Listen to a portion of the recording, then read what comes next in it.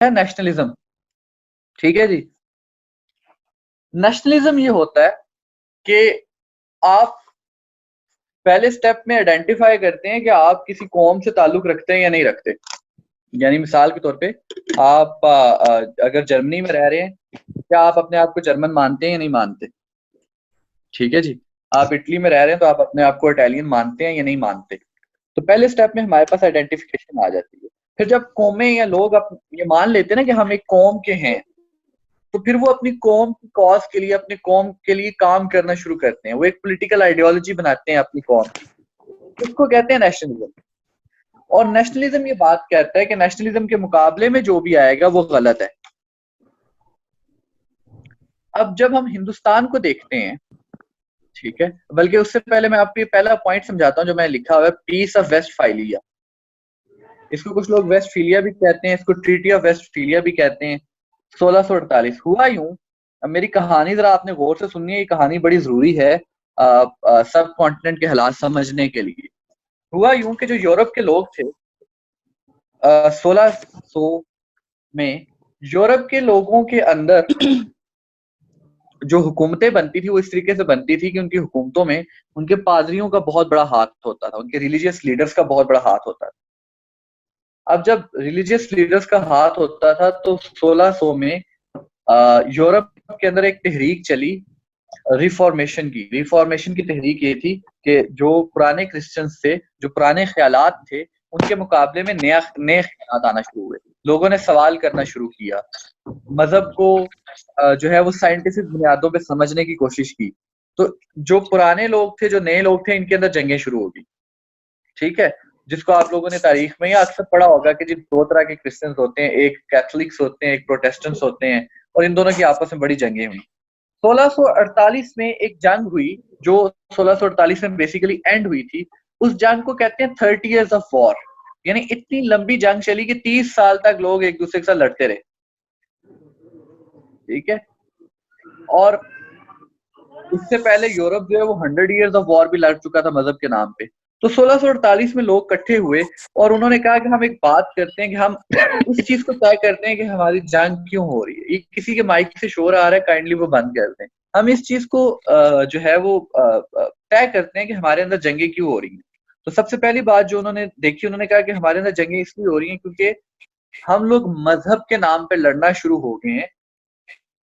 लिहाजा एक काम करते हैं कि हम रियासत के अंदर से गवर्नमेंट का जो निज़ाम है, जो जो तरीकाकार है, उसके अंदर से मजहब को निकाल देते हैं। पादरी का काम अब सिर्फ यही है कि वो चर्च में बैठे और लोगों को मजहब की टीचिंग दे। पादरी अब हमें आके नहीं बताएगा कि हमने रियासत को किस तरीके से चलाना है। ठीक है जी। तो 1648 को हम मानते हैं कि ये वो साल है कि जिस साल के बाद हमें आज की शक्ल में जो स्टेट्स हैं, जो मौजूदा रियासत की शक्ल है, वो हमें यहां से मिलना शुरू हुई। अब 1648 के बाद जब यूरोप ने आपस में लड़ना छोड़ा, तो फिर यूरोप को होश आई कि नहीं, ठीक है, जर्मनी में रहने वाले लोग ईसाई बाद में, पहले जर्मन है, क्योंकि वो एक कौम में रह रहे हैं, मजहब की वजह से तो लड़ना छोड़ दिया है। फिर उन लोगों को समझ आई कि जनाब, यूनाइटेड किंगडम में रहने वाले लोग ईसाई बाद में, पहले वो यूके के सिटीजन हैं, पहले वो बरतानवी हैं।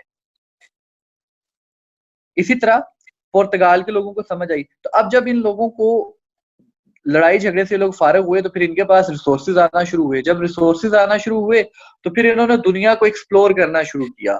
और दुनिया को एक्सप्लोर इस तरीके से किया कि इन्होंने जो बाकी मुल्क थे उनके ऊपर कब्जा करना शुरू कर दिया, जिसको हम कॉलोनियलिज्म कहते हैं। इसी कॉलोनियलिज्म की एक कड़ी थी इंडिया के ऊपर कब्जा होना। अब देखिए, इंडिया के ऊपर जब कब्जा हुआ तो कब्जा करने वाले कौन लोग हैं कि जिन्होंने अपनी कौम की बुनियाद अपने इलाके के ऊपर रखी है कि हम ब्रिटिशर्स हैं, मजहब के ऊपर नहीं रखी। ठीक है। और वो आके कब्जा कर रहे हैं एक ऐसी कम्युनिटी के ऊपर कि जिस कम्युनिटी में एक तबका ये कह रहा है कि नहीं, हमारी कौम की बुनियाद है हमारा मजहब। दूसरा तबका ये कह रहा है कि नहीं जी, हम आपके आइडिया से एग्री करते हैं, हमारी भी कौम की बुनियाद हमारा इलाका है, अगर हम हिंदुस्तान के हैं इस वजह से हम हैं। तो अब हमारे पास इस टोटल को मिला के, इस पूरी बात को समझने के बाद हमारे पास दो तरह के नेशनलिज्म आ गई। एक आ गई हमारे पास मुस्लिम नेशनलिज्म, एक हमारे पास आ गई इंडियन नेशनलिज्म। नहीं जी, हम हिंदुस्तानी हैं, इस वजह से हम हिंदू हैं। लेकिन लेकिन एक तीसरा नेशनलिज्म भी यहाँ पे काम कर रहा था, जिसको हम कहते हैं हिंदू नेशनलिज्म। वो हिंदू नेशनलिज्म कौन सा? वो वही मराठास वाला, जो ये कहता है कि नहीं, हिंदुस्तान के अंदर सिर्फ एक ही मजहब होगा, और वो मजहब है हिंदू मजहब। बात समझ आ रही है? तीन तरह के सियासी नेशनलिज्म यहाँ पे पैदा हो गए। पहला मुसलमानों का, दूसरा इंडियंस का। इंडियंस कौन? इंडियन नेशनलिज्म कौन सा नेशनलिज्म? वो ये कह रहा है यार हिंदू मुस्लिम की तफरीक में ना जाओ, क्योंकि हम हिंदुस्तानी हैं, लिहाजा हम सबका नेशनलिज्म जो है वो इलाके की बुनियाद पे होना चाहिए। और फिर एक तीसरा नेशनलिज्म पैदा होता है जो हिंदू नेशनलिज्म है। हिंदू नेशनलिज्म कहता है कि नहीं, इलाका भी बाद में आएगा, अब पहले बात होगी हिंदू मजहब की, अखंड भारत की बात होगी, हिंदू राज की बात होगी। ठीक, हिंदू नेशनलिज्म की वजह से और रिएक्शन में, हिंदू नेशनलिज्म के रिएक्शन में मुस्लिम नेशनलिज्म पैदा हुआ था, और इन दोनों की वजह से आपस में इन दोनों के ताल्लुकात ठीक नहीं थे। तो ये इस जगह पे तो जाने का सवाल ही पैदा नहीं होता था। मुसलमानों के लिए तो वैसे भी पैदा नहीं होता था, क्योंकि मुसलमान तो इस आइडियोलॉजी को जो है अडॉप्ट ही नहीं कर सकते थे ना, कि हम लोग, मतलब कोई मुसलमान तो ये नहीं कह सकता था कि मैं मोहम्मद राम सिंह हूँ। ठीक है, बिल्कुल। तो ये एक डिबेट थी। अच्छा, ये अब आपको थ्री नेशनलिज्म ऑफ इंडिया भी समझ आ गया? जी सर। अब आपने मेरी एक बात इस पूरे कॉन्टेक्स्ट में रखने के बाद ना, अब असल पॉइंट अब आ रहा है कि जिसपे मैंने ये पूरी की पूरी डिबेट की है। मुसलमान ये कहते थे कि भाई हमने आपकी बात मान ली, ठीक है, कि यहाँ पर इंडियन नेशनलिज्म होना चाहिए, यानी हम सारे हिंदुस्तानी है ना, तो हम सबको हिंदुस्तानी बन के रहना चाहिए। लेकिन जरा एक बात तो बताएं, वो ये बात बताएं कि क्या अंग्रेजों के आने से पहले कभी भी इंडियन नेशनलिज्म रहा है? तारीख में कभी आपको इंडियन नेशनलिज्म मिला है? जब मुसलमान यहाँ पे कब्जे कर रहे थे, मुसलमान सब कॉन्टिनेंट के ऊपर कब्जा कर रहे थे, ठीक है, तो मुसलमानों के खिलाफ हिंदू मजहब के लोग खड़े हुए थे या हिंदुस्तानी खड़े हुए थे? अगर मेरा सवाल समझ नहीं आ रहा तो मैं इसको मजीद आसान करने की कोशिश करता हूँ। रिपीट कर देता हूँ कि हम लोग ये पॉइंट पे रेज करते थे कि हमने मान लिया जनाब के मुसलमानों को और हिंदुओं को ये डिबेट छोड़ देनी चाहिए कि कौन मुसलमान है कौन हिंदू है, उन्हें ये सोचना चाहिए कौन इंडियन है, तो इंडियंस को मिलके रहना चाहिए। ठीक है जी, हम ये मान लेते हैं बात।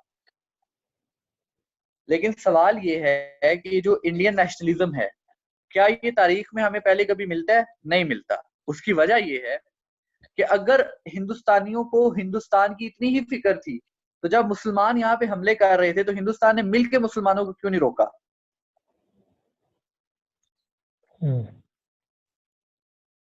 ठीक है, अगर हिंदुस्तानियों ने मिलकर मुसलमानों को नहीं रोका, देखो मुसलमान भी तो बाहर से वैसे ही आए ना जैसे अंग्रेज आए हैं।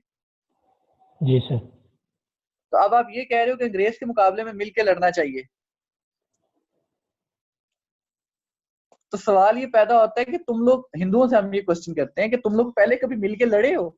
पहले भी नहीं लड़े। जब यहाँ पे मुसलमान कब्जा कर रहे थे तो हर हिंदू की अपनी अपनी अलग अलग रियासत थी, वो अपनी अपनी अलग रियासत को डिफेंड कर रहा था।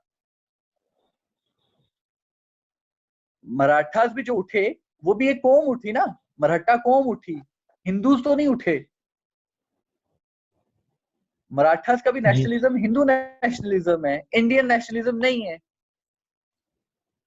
उससे मराठा से पहले जो 2000 साल मुसलमानों की हुकूमत रही है, उसमें जब जब बगावत हुई है तो किसी एक हिंदू कबीले ने बगावत की है ना, किसी एक हिंदू कौम ने बगावत की है, हिंदुस्तानियों ने मिलकर तो कभी बगावत नहीं की। तो अब अगर हिंदुस्तानियों ने मिलकर कभी बगावत नहीं की, तो अब हिंदुस्तानी कैसे मिल सकते हैं? ये तो बात ही गलत है। जी समझ आई कि नहीं आई? जी सर।